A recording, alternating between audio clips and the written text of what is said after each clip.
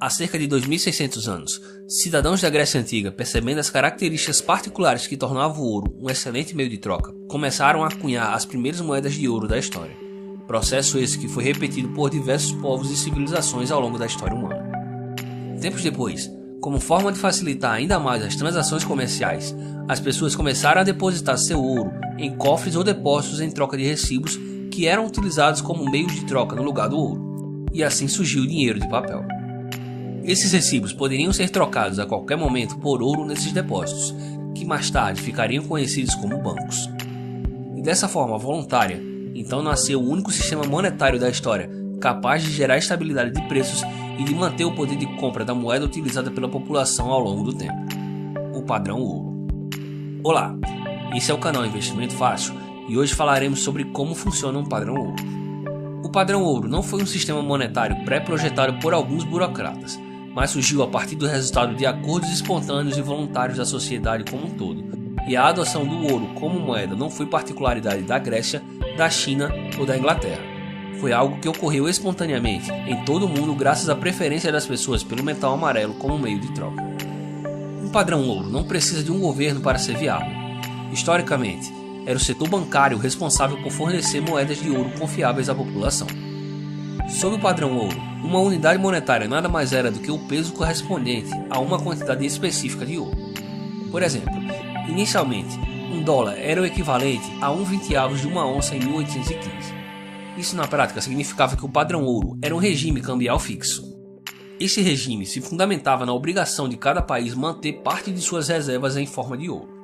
Essas reservas determinavam a oferta monetária e as condições de comércio de cada nação, e isso se refletia na balança comercial de cada país. Caso um país tivesse balança comercial superavitária, ou seja, exportasse mais do que importasse bens e serviços, este país teria de importar ouro dos países deficitários. Tal ação aumentaria a oferta monetária do país, aumentando os preços locais. Com a elevação dos preços, os produtos do país perdiam competitividade nos mercados internacionais, o que serviria para frear novos superávites.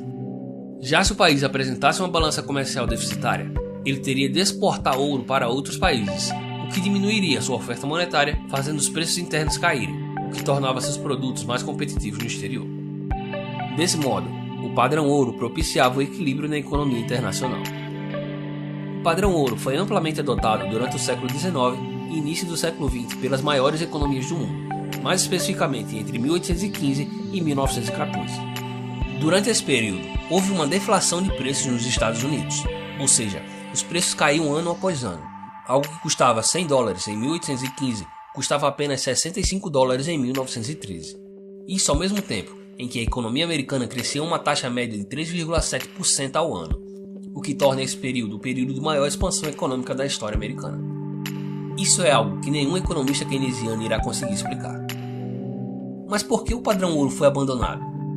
As desculpas são várias, mas as mais repetidas por aqueles que são contra o padrão ouro são as de que não haveria ouro suficiente hoje para sustentar o comércio ou de que a oferta de ouro não cresce na mesma velocidade que a economia mundial. Mas essas desculpas não se sustentam a uma análise dos fatos.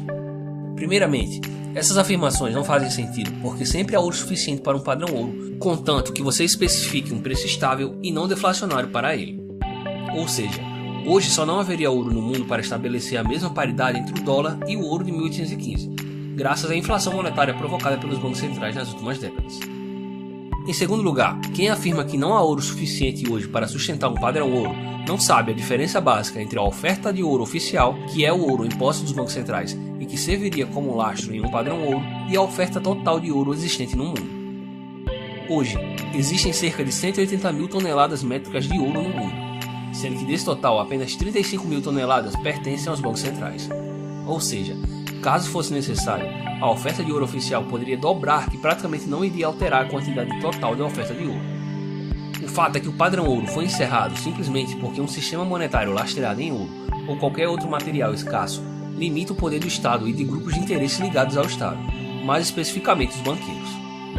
A obrigação de resgatar as notas emitidas pelo governo em ouro limita a impressão de moeda feita pelo Banco Central em momentos em que o governo pretende aumentar seus gastos, como em períodos de guerra, por exemplo. Não foi por acaso que o padrão ouro clássico foi abandonado exatamente no início da Primeira Guerra Mundial.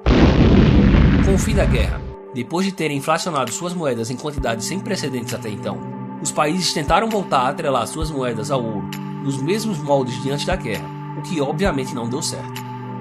Depois disso, vários arranjos monetários diferentes foram tentados sem sucesso, sendo o último deles o resultado do acordo de Bretton Woods, que ficou conhecido como o padrão ouro-dólar. Esse modelo determinava que o dólar americano deveria ser atrelado ao ouro a uma taxa de 35 dólares a onça e que as demais moedas de outros países deveriam ser atreladas ao dólar em um valor fixo. Pessoas não mais podiam resgatar o ouro com o dinheiro de papel. Agora somente bancos centrais poderiam fazer isso. E foi exatamente isso que eles fizeram à medida em que o Banco Central americano imprimia cada vez mais dólares. Dessa forma, o ouro que antes era acumulado nos Estados Unidos começou rapidamente a ser resgatado por outros países, o que transformava o acordo de Bretton Woods em um sistema monetário inviável. Assim sendo, o então presidente americano Richard Nixon rompeu qualquer lastro do dólar ao ouro quando impediu em 15 de agosto de 1971 qualquer tipo de resgate de ouro por outros bancos centrais. Desde então, o sistema monetário mundial não é lastreado por absolutamente nada.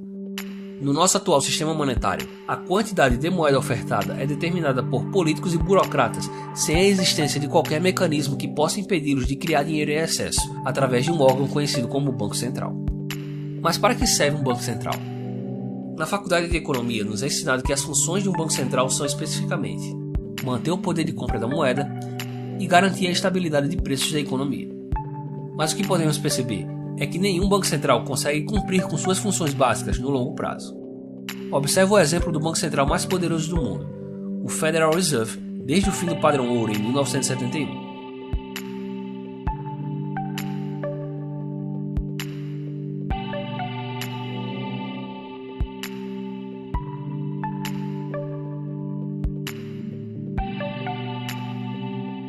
O arranjo monetário sob o qual vivemos hoje existe apenas e tão somente desde 1971, mas o que podemos perceber é que muita gente acredita que os bancos centrais e suas moedas sem lastro são entidades divinas criadas por Deus no sétimo dia.